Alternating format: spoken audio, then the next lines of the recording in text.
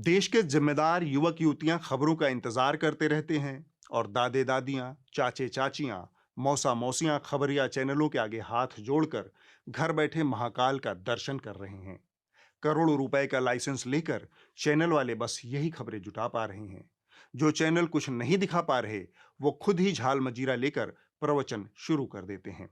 कंचन बर्ण बिराज सुबेसा, कानन कुंडल कुंचित केसा, हाथ ब्रज और ध्वजा बिराजे, कांधे मूंज जनेऊ साजे। इनको देखकर मुझे एक अंग्रेजी महिला की कहानी याद आ गई। उसे पंजाबी बोलने का शौक चर्राया तो उसने किसी से संपर्क किया। जानकार ने कहा, पंजाबी बहुत आसान भाषा है, हर शब्द के अंत में बस दां जोड़ना होता है, जैसे वीरे दां, प्रादां। महिला खुश। अगले दिन उसका बच्चा बीमार पड़ गया। वह डॉक्टर के पास पहुंची। डॉक्टर ने पूछा, इसे क्या हुआ? पंजाबी की झोंक में महिला बोली, आई डोंट नो डॉक्टर साहब, ना ईट दा ना स्लीप दा, ओनली वीप दा ही वीप दा। इतनी टाइट पंजाबी सुनकर डॉक्टर की हवा टाइट हो गई। कुछ यही हाल गुल्लू भाई का है, बस वीप दा ही वीप दा। खैर, आदि पुरुष फिल्म को लेकर बीते पूरे हफ्ते घामड़पन और जाहिलियत का नाला फिल्म सिटी की बैरकों से निकलता रहा और जमकर दुर्गंध फैलाता रहा। इस हफ्ते की सामूहिक चिंता रही कि रावण कैसा दिखता था, हनुमान जी कैसे दिखते थे, और सबका निष्कर्ष था कि उन्हें वैसा ही दिखना चाहिए जैसा वो चाहते हैं। कुछ को रावण खिलजी जैसा भी दिखा। फिल्म का नाम है आदि पुरुष और रावण के किरदार में है मियां सैफ अली खान। सोशल मीडिया पर लोग यही आरोप लगा रहे हैं कि सैफ अली खान ने रावण के किरदार में अलाउद्दीन खिलजी वाली एक्टिंग की है और रावण के रोल में सैफ अली खान के जो सीन सामने आए उसको लेकर लोग उन्हें रावण नहीं रावणुद्दीन खिलजी कह रहे हैं। पहली बात, इसमें रावण के सिर के बाल और उसकी दाढ़ी को इस रूप में दिखाया गया है जिसमें क्रूर मुगल शासक या दूसरे मुस्लिम बादशाह नजर आते थे। उदाहरण के लिए खिलजी वंश का शासक अलाउद्दीन खिलजी हूबहू वैसा ही दिखता था जैसा इस फिल्म में रावण को दिखाया गया है। क्यों बार बार हिंदुओं की ही आस्था पर प्रहार किया जाता है, उन्हीं की आस्था के साथ खिलवाड़ किया जाता है? ये क्रिएटिविटी किसी दूसरे धर्म के साथ क्यों नहीं दिखाई जाती? क्या हिंदू टॉलरेंट है, सहनशील है? इसीलिए क्रिएटिविटी के नाम पर कुछ भी दिखाया जाता है, फायदा उठाया जाता है। सिर तन से जुदा की धमकी दी जाए तो वो भाषा समझ आती है, लेकिन सहनशीलता समझ नहीं आती। सबसे पहली बात तो ये समझ लीजिए कि इन हुड़कचुल्लुओं ने आस्था जैसी पवित्र चीज को चिरकुटई में बदल दिया है। खिलजी लगभग 1000 साल पहले पैदा हुआ। वह कैसा दिखता था कैसा नहीं, यह कल्पना की बात हो सकती है। न उस दौर में कोई फोटो तकनीक थी, न उसके रंग रूप की कोई अन्य पुख्ता जानकारी है। रावण, हनुमान या फिर राम कैसे दिखते थे, यह तो काल से परे की बात है। इसलिए उनकी छवियों और रूपों के बारे में सिर्फ और सिर्फ कल्पना ही की जा सकती है। इसके बावजूद यह नरक फैल चुका है कि रावण को कैसा दिखना चाहिए और हनुमान जी को कैसा दिखना चाहिए। तो आप लोगों को हाल हाल की कुछ घटनाएं जान लेनी चाहिए। साल 1848 में भारत में एक महान पेंटर पैदा हुए, राजा रवि वर्मा। कागज पर सबसे पहले राजा रवि वर्मा ने ही भारतीय देवी देवताओं की तस्वीरें उकेरी, फिर बड़े पैमाने पर अपने प्रिंटिंग प्रेस में उनकी छपाई की। इससे 19वीं सदी के अंत तक आम भारतीयों के घर घर में तमाम देवी देवताओं की तस्वीरें कैलेंडर के जरिए पहुंचने लगी। इसके पहले भारतीय देवी देवताओं का जिक्र या तो पौराणिक आख्यानों में लिखा था या फिर प्राचीन मंदिरों की मूर्ति कलाओं में दर्ज था। जाहिरन इसमें सौंदर्य बोध का अभाव और स्पष्टता की कमी थी। राजा रवि वर्मा ने 1894 में मुंबई के घाटकोपर इलाके में अपना पहला लिथोग्राफिक प्रिंटिंग प्रेस स्थापित किया। बाद में वो इसे महाराष्ट्र के लोनावला लेकर चले गए। यहाँ उन्होंने उपलब्ध जानकारियों और अपनी कल्पनाशीलता से तमाम सनातनी देवी देवताओं की मूर्तियों का सजीव प्रकाशन शुरू किया। महाभारत, रामायण और पुराणों में वर्णित चरित्रों के अनगिनत चित्र उन्होंने अपनी कल्पना के आधार पर बनाए। उनके सम्मान में भारत सरकार ने उनकी 65वीं पुण्यतिथि के मौके पर एक डाक टिकट जारी किया था।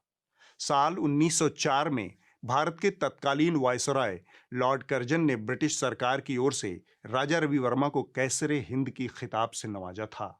केरल सरकार उनके नाम पर कला का पुरस्कार देती है। एक बार सस्ते कागज पर इन तस्वीरों की छपाई ने उस दौर में एक क्रांतिकारी बदलाव किया। देश की धर्मभीरु जनता इन्हें हाथों हाथ लेने लगी। इससे एक मूक परिवर्तन भी आया। हिंदुओं के देवी देवता उन घरों की चौहद्दी में पहुंचने लगे जिन्हें ऐतिहासिक रूप से मंदिरों में सार्वजनिक स्थानों में प्रवेश करने की मनाही थी। देवता खुद मंदिरों से निकलकर कैलेंडर के जरिए लोगों के घरों में पहुंचने लगे। इस तरह सदियों से वर्ण व्यवस्था के चंगुल में फंसा भारतीय समाज का एक बड़ा हिस्सा, जिसे मंदिरों में घुसने की इजाजत नहीं थी, उसने अपने घरों में ही तस्वीरें लगाना शुरू कर दिया। राजा रवि वर्मा ने धन की देवी लक्ष्मी, विद्या की देवी सरस्वती, गंगा का धरती पर अवतरण, मां काली, शिव पार्वती परिवार की तस्वीरें बनाई और प्रकाशित की। लेकिन इन सबसे अहम था उनके द्वारा बनाई गई भगवान विष्णु की पहली तस्वीर, जो क्षीर सागर में सांपों की शैया पर लेटे थे। इसी तरह उन्होंने रामायण की कहानियों के आधार पर भी तमाम चरित्रों के चित्र बनाए। उनका बहुत लोकप्रिय चित्र है सीता हरण के समय रावण का जटायु के साथ युद्ध। राजा रवि वर्मा की कहानी बताने का मकसद यह था कि आज हम जिस रूप में राम, रावण या हनुमान या तमाम अन्य देवी देवताओं को देख रहे हैं, वह एक कलाकार की कल्पना का परिणाम है।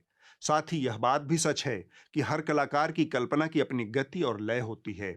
हर कलाकार की कल्पना की अपनी सीमाएं होती हैं। जो राजा रवि वर्मा ने उकेरा, वह कोई दूसरा कलाकार किसी और रूप में उकेर सकता था, तब शायद वही मान्य हो जाता। यही बात आदि पुरुष के फिल्मकार पर भी लागू होती है। उसकी रचनात्मकता की अपनी स्वतंत्रता और सीमा है। समस्या उन लोगों की है जिन्हें हर चीज धार्मिक नफरत के चश्मे से देखने की आदत पड़ चुकी है।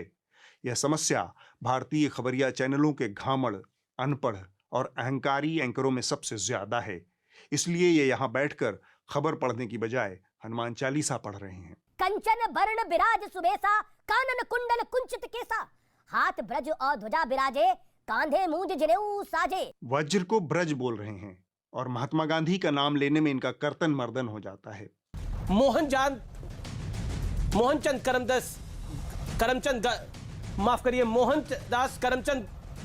मोहनदास करमचंद गांधी ने एडिट किया है, एमके गांधी साहब ने एडिट किया है। गांधी जी से याद आया, बीते हफ्ते गांधी जी के एक नए भक्त से मुलाकात हुई। अच्छा, तो गांधी जी का जन्म अपने 2 अक्टूबर 1869 में हुआ था। गांधी जी के अपने माता का नाम पुतलीबाई नाम था। गांधी जी के पिता का नाम मोहनदास करमचंद गांधी जी नाम था। गांधी जी के दादा का नाम तुलसीदास गांधी जी नाम था। गांधी जी के परदादा का नाम उत्तमचंद गांधी जी नाम था। गांधी जी के अपने परपुत्र यानी कि उनके साथ तुषार गांधी जी भी अपने है और अपने उनके साथ अपने गोपाल कृष्ण गांधी जी भी हैं और अपने दीदी आजादी हमें बिना खड़क बिना ढाल, साबरमती के संत तूने कर दिया कमाल। अरे यार, यहाँ यही सब सीखे हो। गांधी बापू का ही नाम पूछ रहे हो ना आप? गांधी जी का ही नाम पूछ रहे हो ना आप?